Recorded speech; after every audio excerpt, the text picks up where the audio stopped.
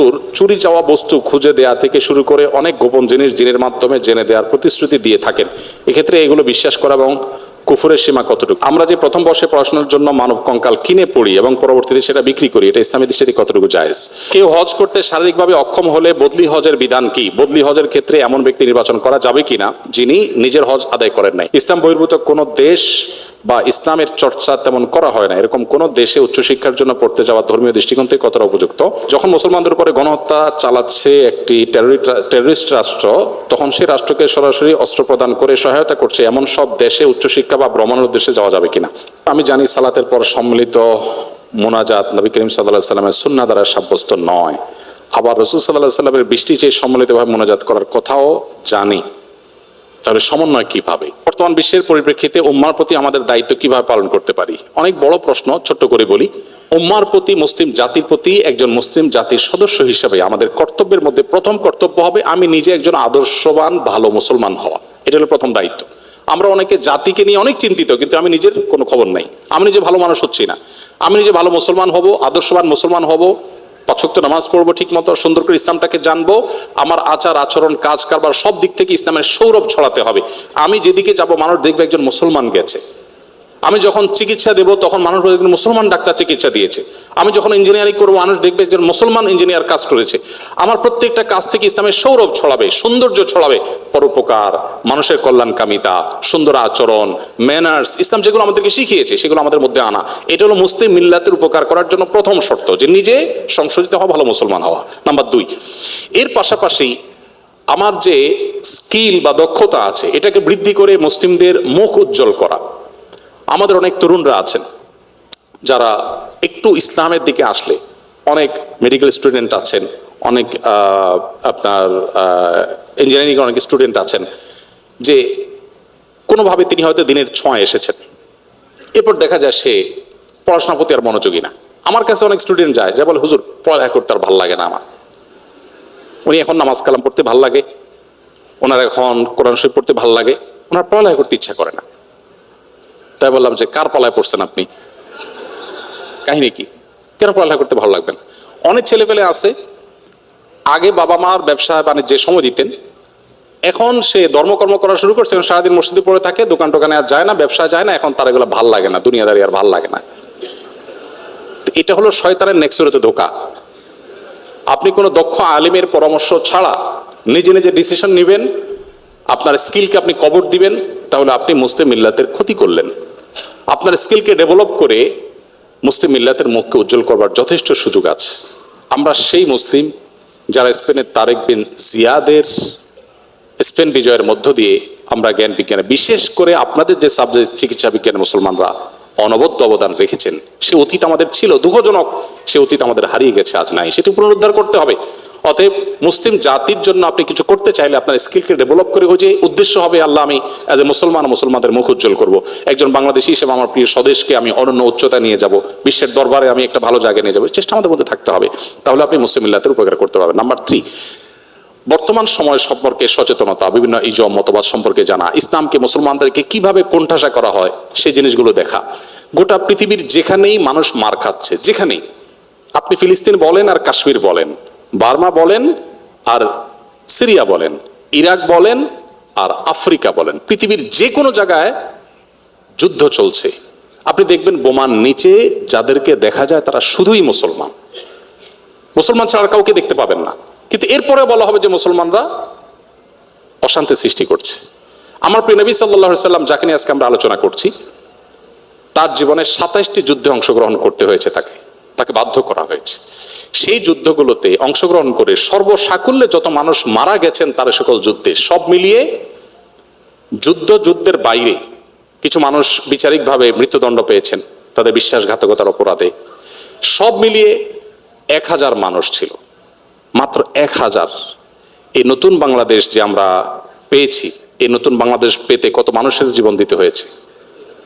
2000 মানুষের। একটা ইউনিয়ন দখল করতে 500 মানুষের জীবন দেওয়া লাগে আজকাল অনেক সময়।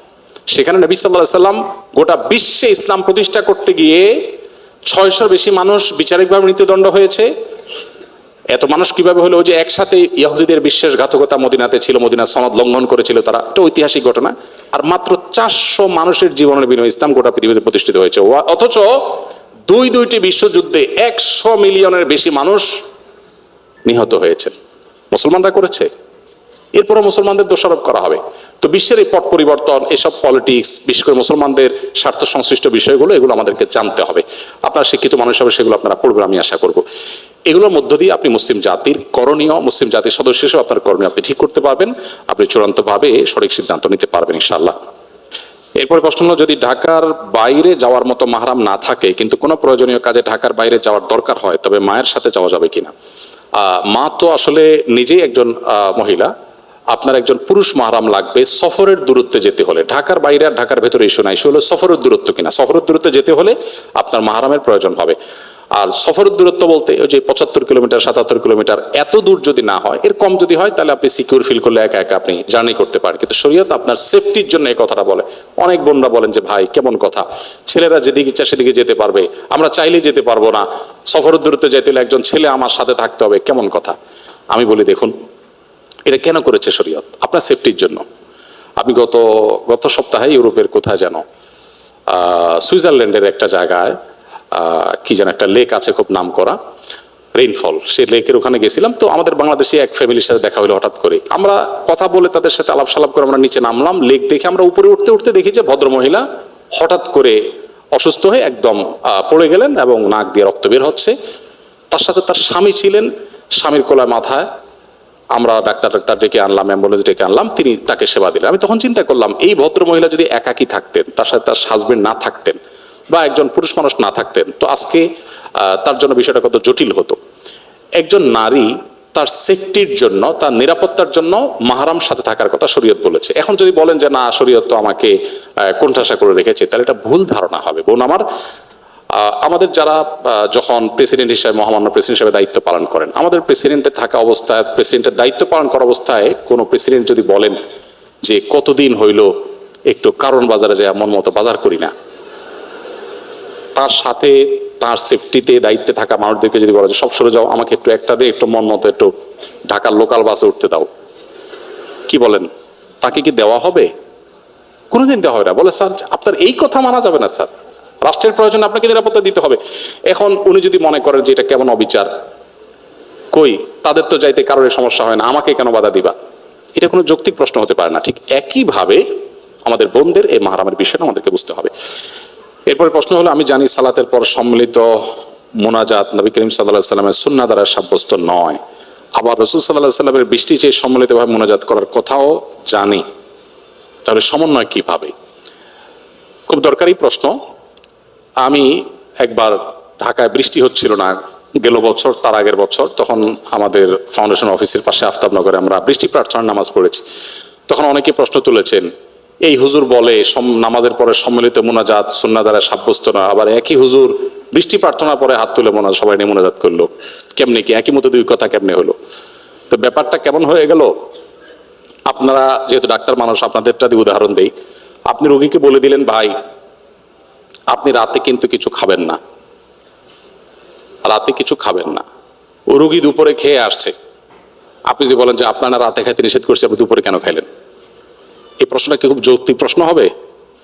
আপনি নিষেধ করেছেন রাত্রে খেতে, আমি খেয়েছি দুপুরে, আপনি যদি আমাকে বলেন যে আপনাকে না খেতে নিষেধ করেছি, আপনি কেন খেলেন? এই প্রশ্নটা যেরকম অযৌক্তিক হবে।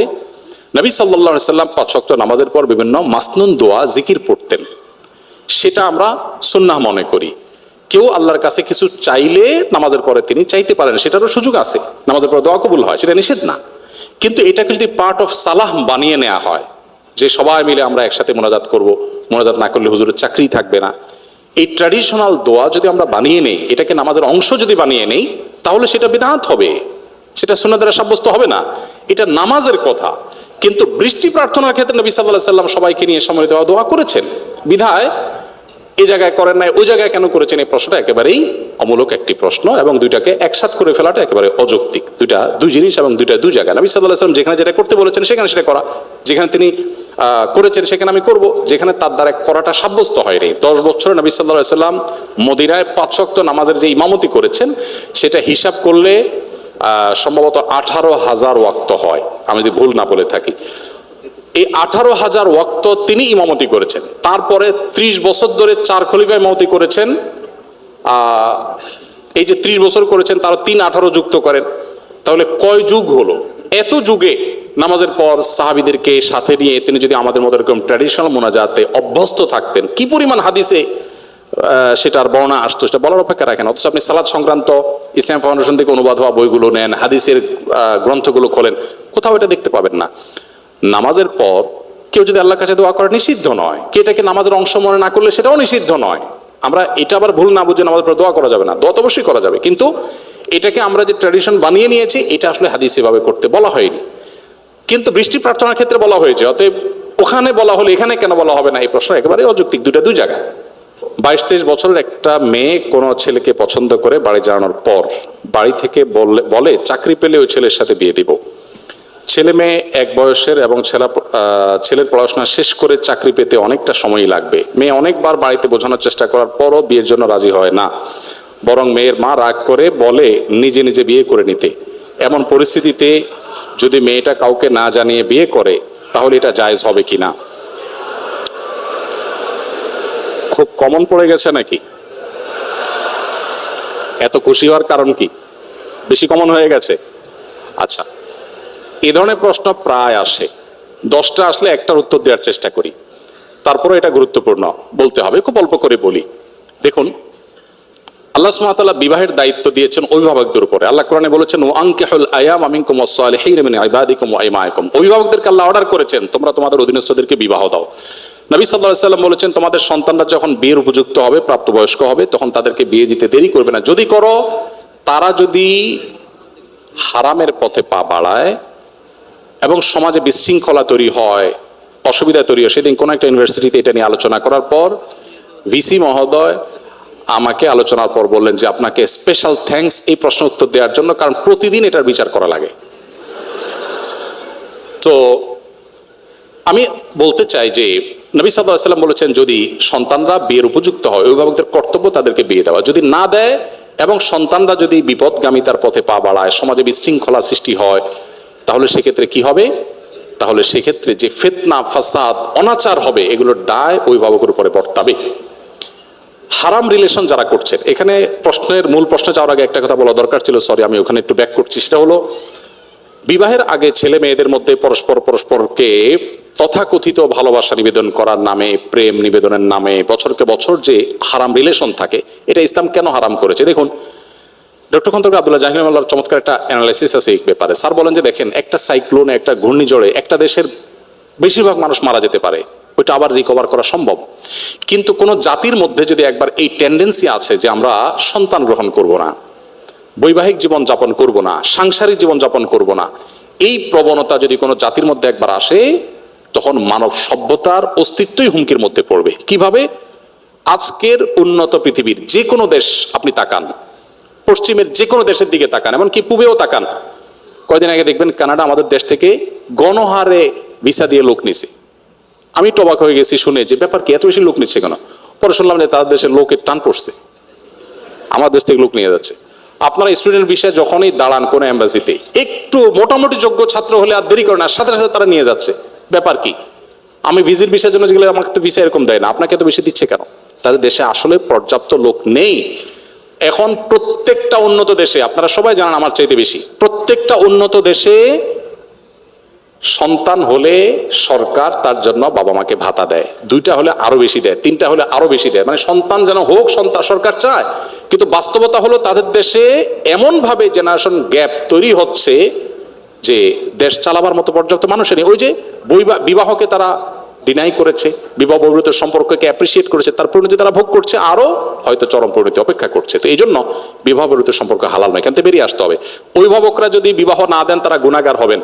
এখন আপনার অভিভাবকদেরকে আপনি বোঝাতে পারছেন না, কি করবেন? আমি বলবো যদি পারেন অভিভাবকদেরকে আমার অফিসে নিয়ে আসবেন। যদি আপনি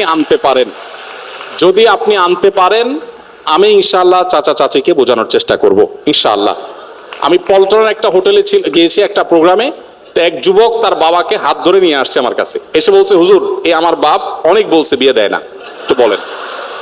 আমি তো লজ্জায় পড়ে গেলাম যে কত বেহায়া ছেলে, এভাবে মুখের উপরে বলে নাকি মানুষ? তো বাবা মাদেরকে যদি আপনারা বুঝাইতে না পারেন, তো সেক্ষেত্রে অনেক বুদ্ধি আছে। সেদিন এক যুবক একটা দারুণ আইডিয়া দিল, বললো যে ভাই, আর্লি ম্যারেজের যে উপকারিতা, এটা নিয়ে আপনার একটা বক্তব্য ছিল, আব্বা আম্মাকে তো আসলে ডাইরেক্ট বলাও যায় না, তো ওই বক্তব্যটা ইউটিউবে চালাই দিয়ে আমি টয়লেটে চলে গেছি। তাতে পারপাস সার্ভ অনেকটাই হয়ে গেছে, বাবা মা অনেক কনভিন্স হয়ে গেছে যে হ্যাঁ ঠিক। তো যাই হোক, আমাদের বাবা মাদেরকে আমি অনেক সময় বলি, এখানে তো আর মুরব্বীরা নাই, ওনাদেরকে থাকলে আমি বলতাম, এবং অনেক সময় আমি বলি, আমাদের মুরব্বীরা বাবা মারা ওনারা যে বয়সে বিয়ে করেছেন, এখনকার সন্তানদের সামনে সোশ্যাল মিডিয়া যে ফিতনার সয়লাভ চলছে, তাদের তার চাইতে বেশি আর্লি বিয়ে করার প্রয়োজন হয়। আমি অনেক জায়গায় বলেছি যে আমি কিন্তু এই বয়সে নানা হয়ে গেছি, কেউ বিশ্বাস করে না। আমি এখন এই বয়সে নানা হয়ে গেছি, ইনশাল্লাহ দাদা হতে যাচ্ছে আল্লাহ চাহেন তো। তো আর্লি ম্যারেজের যে কত উপকারিতা আছে সেটা অনেক লম্বা টপিকের বিষয়। শুধু এটুকু বলবো যে বাবা মাকে কনভিন্স করে বিয়ে করবে, এটা তাদের কনভিন্স করে করাটা আপনার দায়িত্ব। হানাফি মাযহাব অনুযায়ী প্রাপ্তবয়স্ক মেয়ে নিজে নিজে সিদ্ধান্ত নিয়ে বিয়ে করলে বিয়েটা বাই ল কোরআন হাদিসের আলোকে শুদ্ধ হয়ে যাবে। যদিও অন্যান্য ইমামদের মতে অভিভাবকের সম্মতি ছাড়া মেয়ের বিয়ে বিশুদ্ধ হবে না। তো এই জায়গাটাতে আমি বলবো বোনদেরকে, ভাইদেরকে, যে বাবা মাকে কনভিন্স করার চেষ্টা করুন, নানাভাবে কনভিন্স করার চেষ্টা করুন। এটা সিরিয়াস ইস্যু, এবং তাদেরকে জানিয়ে বিয়ে করা ভালো। অনেকে বলে হুজুর পালিয়ে বিয়ে করা যাবে কিনা, আমি বিয়ে তো চুরি না, পালাতে হবে কেন? কনভিন্স করে অভিভাবকদেরকে বুঝিয়ে তারপরে করেন। এই চ্যালেঞ্জগুলো ওভারকাম করতে হবে। আপনি যুবক মানুষ, বিশ্ব জয় করবেন কিভাবে? শুধু বিয়ে যদি করতে না পারেন বাপ মাকে বুঝিয়ে। বিয়ে করার ব্যাপারে বাপ মাকে যদি ভালো করে বোঝাতে না পারেন, আপনি দুনিয়া জয় করবেন কোত্থেকে? এই ছোট কাজটা যদি না পারেন, চ্যালেঞ্জ নিতে হবে, কিন্তু তাদেরকে বোঝানোর চেষ্টা করতে হবে। আর কত বুদ্ধি দেবো, একটা ছোট টিপস দিয়ে শেষ করি। এলাকার ইমাম সাহেব হুজুরের সাথে বাইল করবেন, হুজুরে ভালো করে চা নাস্তা খাওয়ায় বলবেন, হুজুর আমার আব্বাকে একটু এই বিষয়টা ভালো করে বুঝান, দেখবেন হুজুর ইনশাআল্লাহ কনভিন্স করে ফেলেছে। তো যে কোনো ভাবে বাবা মাকে, যদি না করেন, নিজেরা করতে চান গুনাহ থেকে বাঁচার জন্য, আর কোনো উপায় নাই, সেক্ষেত্রে বললাম যে হানাফি থট অনুযায়ী বিয়ে বিশুদ্ধ হয়ে যাবে, যদি অন্যান্য ইমামদের মতে হবে না। এরপর প্রশ্ন হলো, মেডিকেল ক্যাম্পাসে অনেক স্টাডি পার্টনার দেখা যায়, ছেলে মেয়ে। আমার প্রশ্ন হলো, পড়াশোনার জন্য এভাবে অপোজিট জেন্ডারের ফ্রেন্ড বানানো কি জায়েজ হবে? দেখুন, আপনারা তো খুশি হওয়ার কারণ কি আমি বুঝলাম না। আচ্ছা যাক, দেখুন বিষয়টা হলো, আমার কথা নয়, আপনারা আমার চেয়ে ভালো জানেন, একজন পণ্ডিত বিজ্ঞানীর কথা।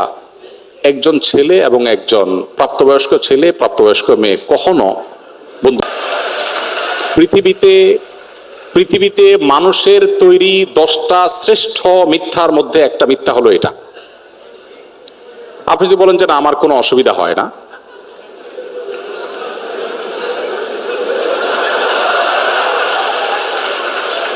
যদি আপনি মনে করেন যে না আমার কোনো সমস্যা হয় না, আমার মনে তো খারাপ চিন্তা আসে না, বাজে চিন্তা আসে না, তাহলে আপনি মেডিকেল স্টুডেন্ট হওয়া সত্ত্বেও আপনার ডাক্তারের কাছে যাওয়া উচিত। অথবা আপনি আপনার কথায় অসত্যবাদী, দুইটার একটা। দেখুন, আমি বলছি না যে কোনো হোয়াটসঅ্যাপ গ্রুপে, কোনো মেসেঞ্জার গ্রুপে বা কোনোভাবে শরিয়ার পর্দা মেনটেন করে একে অন্যের সাথে পড়াশোনা বিষয়গুলো শেয়ার করা যাবে না, তা বলছি না।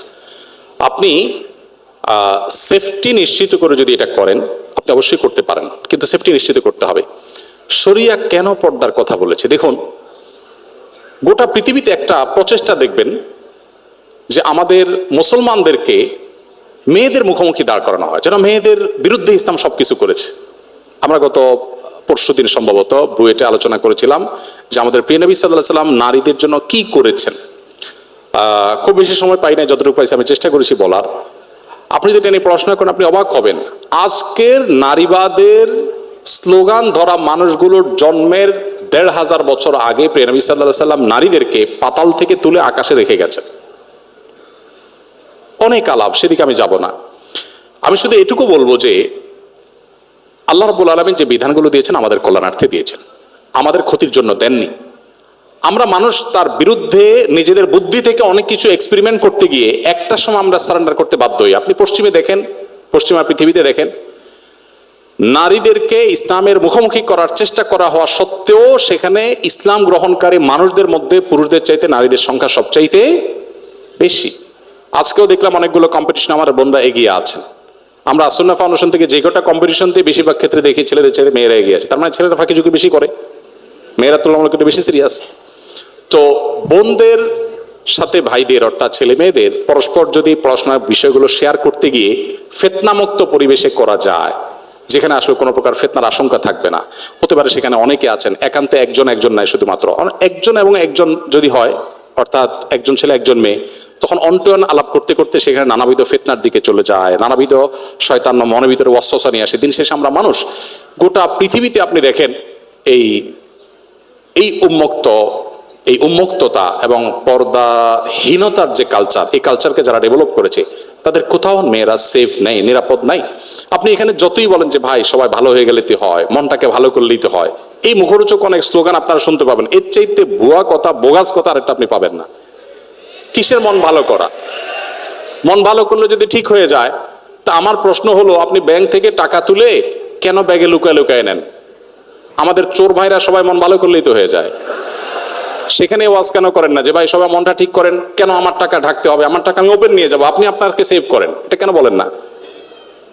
যাই হোক, এটা আমি দীর্ঘ আলোচনা যাব না। তো এই বিষয়টাকে মেনটেন করে আপনি করতে পারেন, সেটা ইসলাম আপনার জন্য জায়েজ রেখেছে। আমরা যে প্রথম বর্ষে পড়াশোনার জন্য মানব কঙ্কাল কিনে পড়ি এবং পরবর্তীতে সেটা বিক্রি করি, এটা ইসলামী দৃষ্টিতে কতটুকু জায়েজ? ইসলামী দৃষ্টিতে এটা জায়েজ নাই। আমি জানি আপনারা প্রায় সবাই এটা করেন, কিন্তু এটা জায়েজ নাই। কেন জায়েজ নাই? দেখুন, ইসলাম মানব জাতিকে সম্মানিত করেছে। আল্লাহ বলেছেন ওয়ালাকাদ কাররামনা বানি আদম, আমি আদম সন্তানকে সম্মানিত করেছি। এজন্য মানুষের শরীরের কোনো অংশ বিক্রি করা ইসলাম জায়েজ রাখেনি, এটা পণ্য নয়। যদি গবেষণার প্রয়োজনে কোনো অংশ নিয়ে গবেষণা করতে হয় বা মানুষের শরীরের কোনো অংশ একজন অন্যজনকে দিতে হয়, সেটা বিনা পয়সায় দিতে হবে, এটা চ্যারিটি থাকতে হবে। রক্ত দিলেও কেউ বিক্রি করতে পারবে না, শরিয়া দৃষ্টিকোণ থেকে রক্ত দান করবে, এটা তার ইবাদত হিসাবে সওয়াবের জন্য দিবে। এখন আপনি হয়তো বলবেন যে বস্তুবাদের এই পৃথিবীতে এটা কি সম্ভব? সবকিছুই সম্ভব হবে মানুষ যদি আসলে সদিচ্ছা রাখে। আমরা যখন সুদের ব্যাপারে বলি যে ঋণ দিতে হবে সুদমুক্ত, তখন বলে ভাই সুদমুক্ত ঋণ কেউ দিবে পৃথিবীতে?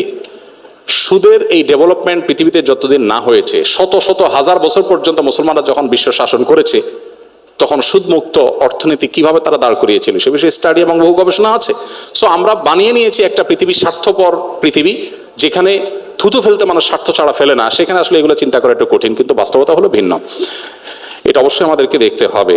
বাবা মার 3 সন্তান, 1 বোন 2 ভাই, 3জনই স্বাবলম্বী। ইসলামের শরিয়া অনুপাত অনুযায়ী বাবা মায়ের সম্পত্তি বন্টন না হয়ে যদি সমান 3 ভাগে ভাগ হয় এবং তাতে বাবা মা এবং ভাই বোন সবাই সম্মত থাকে, তাতে গুনাহ হবে কিনা? প্রথম কথা হলো, সম্পদের ভাগটা হবে বাবা মার মৃত্যুর পর। এটাই হলো কোরআন হাদিসের নির্দেশনা। জীবিত অবস্থায় যদি ভাগ হয়, সেটা সম্পত্তির বন্টনের শরিয়ার যে নির্দেশনা সেটা আওতা পড়বে, এটা গিফট হবে, বাবা মা জীবদ্দশাতে এটা উপহার হবে, সন্তানদেরকে দিলেন। কিন্তু মৃত্যুর পরে হবে মূলত বন্টনটা ওয়ারিস হিসাবে। সেই বন্টনে যদি সব ভাই বোন একমত হন যে ঠিক আছে, কোরআন হাদিস অনুযায়ী কেউ কম কেউ বেশি পায়, বাট আমরা সমান সমান নেব এবং কোনো দায় দাবি রাখবো না, এটা যদি সন্তুষ্ট চিত্তে তারা করেন, সেটি জায়েজ আছে। কিন্তু আল্লাহ তাআলা যে বন্টন করেছেন সেটার প্রতি পরিপূর্ণ ঈমান থাকতে হবে, সেটা অযৌক্তিক নয়, সেটা অন্যায় নয়, সেটাই সবচাইতে ইনসাফ। এটি বিশ্বাস করে নিজেরা যদি এটা ডিসিশন নেন, ঠিক আছে বোন একটু কম পায় কিন্তু বোনটা আমার গরিব, আমি ছেড়ে দিলাম, সমানে দিয়ে দিলাম, এটা যদি ভাইরা ডিসিশন নেন, সবাই যদি সম্মত থাকেন, কোনো অসুবিধা নেই। মুশকিল হলো এই সমস্ত পারিবারিক ডিসিশনের ক্ষেত্রে 1-2জন ডিসিশন মেকার হয় আর বাকিরা বাধ্য হয়ে রাজি হয়, লজ্জা কিছু বলতে পারে না। এই জিনিসটা খেয়াল করতে হবে যে কেউ তো বাধ্য হয়ে রাজি হচ্ছে না, এটা শির করতে হবে।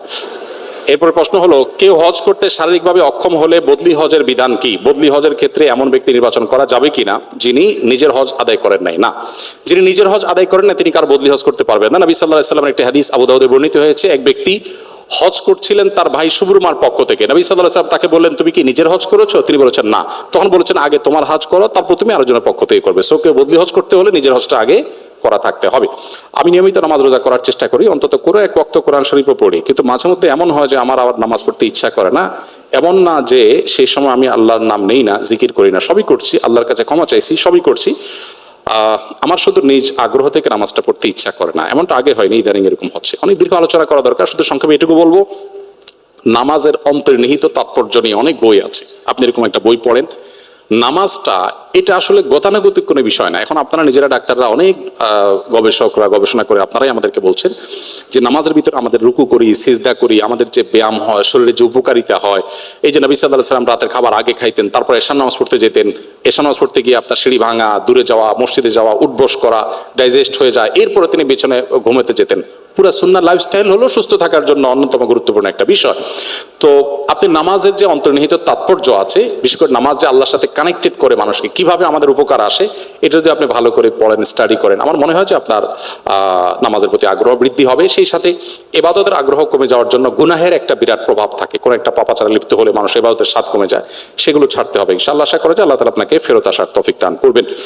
গোল্ডের দাম প্রায় পরিবর্তন হয়, গহনার জাকাতের হিসাবটা কি যখন জাকাত দিচ্ছি সে সময়ের দাম অনুযায়ী হবে, নাকি আমি যে দামে কিনেছি সেভাবে হবে? আবার অনেকে সারা বছর ধরে জাকাতের টাকা দিতে থাকেন, এই সময় এই গোল্ডের দাম অনেকবারই পরিবর্তন হয়, সেক্ষেত্রে হিসাবটা কিভাবে হবে?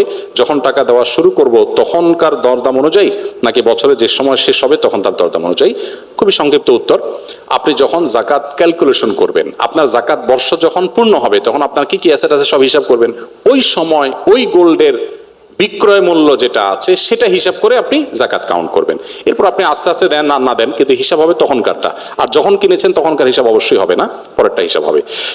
আমি এক সময় অনলাইনে গাছের একটা ছোট বিজনেস করতাম, এখন আর করি না, কিন্তু মাঝে মাঝে মনে হয় আমি অনিচ্ছাকৃত বা ভুলবশত অনেকেরই প্রাপ্য জিনিস দিতে পারিনি, ভুলবশত হয়তো আমি তাদের হক নষ্ট করেছি। এটা নিয়ে আমি খুব অনুতপ্ত। আমার করণীয় কি? এখন একটা কাজ করবেন, আমি নিজে করি, সেটা হলো কিছু দান করবেন এই নিয়তে যে আল্লাহ আমার অজান্তে কারোর অধিকার, আর্থিক অধিকার নষ্ট করে থাকতে পারে, আমি এই দানটা করছি আমি সওয়াব পাওয়ার জন্য না, ওই ব্যক্তির পক্ষ থেকে, যিনি আমার থেকে পাবেন আমি জানি না, আননোন সে ব্যক্তি।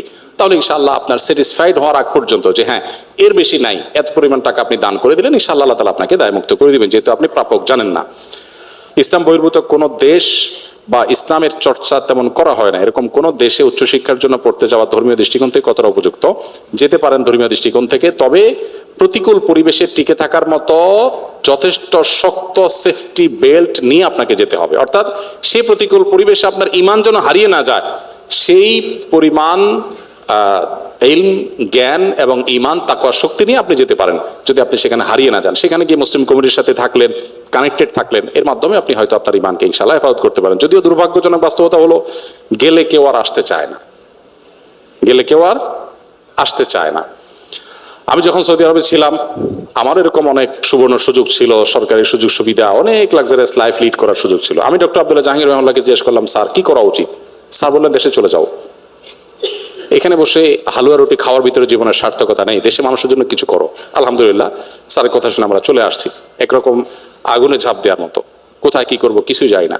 আলহামদুলিল্লাহ, স্যার নিজে বলেছেন যে আমি নিজেও যখন আল ইমাম বিশ্ববিদ্যালয়ে পড়াশোনা করেছি, এখনকার সৌদি বাদশাহ তখন রিয়াদের তিনি কিং ছিলেন বা প্রিন্স ছিলেন, গভর্নর ছিলেন, তখন তার হাতে সবচেয়ে বড় অ্যাওয়ার্ড আমি পেয়েছি, ইউনিভার্সিটির ইতিহাসে সবচেয়ে ভালো রেজাল্ট আমি করেছি, আমাকে ভার্সিটিতে শিক্ষকতার অফার করা হয়েছে, কিন্তু আমি বললাম না, আমি আমার দেশের মাটিতে ফিরে যেতে চাই, দেশের মানুষের জন্য কিছু করতে চাই। তো স্যার দ্বারা অনুপ্রাণিত হয়ে আমিও ফিরে এসেছি। আমি আপনাদেরকে বলবো, যেখানে থাকুন না কেন, আপনি যেন ওই যে বললাম ব্রত হবে সেবা, নিজে একটু ভালো থাকার জন্য কোথাও থাকা, এটা তো আসলে কোনো বুদ্ধিমান মানুষের বা মুসলমানের কাজ হতে পারে না। যখন মুসলমানদের উপরে গণহত্যা চালাচ্ছে একটি টেররিস্ট রাষ্ট্র, তখন সেই রাষ্ট্রকে সরাসরি অস্ত্র প্রদান করে সহায়তা করছে এমন সব দেশে উচ্চশিক্ষা বা ভ্রমণের উদ্দেশ্যে যাওয়া যাবে কিনা? উচ্চশিক্ষার উদ্দেশ্যে যেতে সমস্যা নেই। কেন নেই?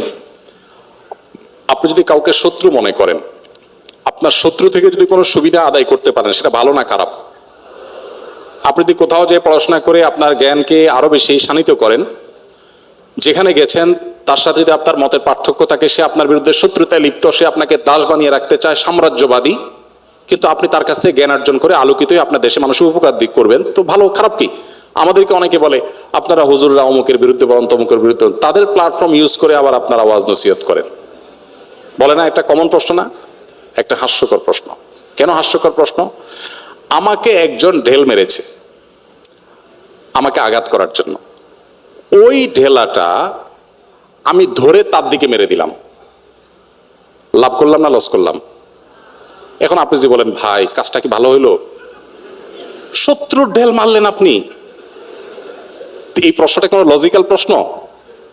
আমি যদি ইহুদির তৈরি করা সোশ্যাল মিডিয়া ব্যবহার করে আমার আদর্শ প্রতিষ্ঠা করতে পারি, তো আমি তো তার ঢেল দিয়ে আমি তাকে মারছি। সমস্যাটা কোথায়?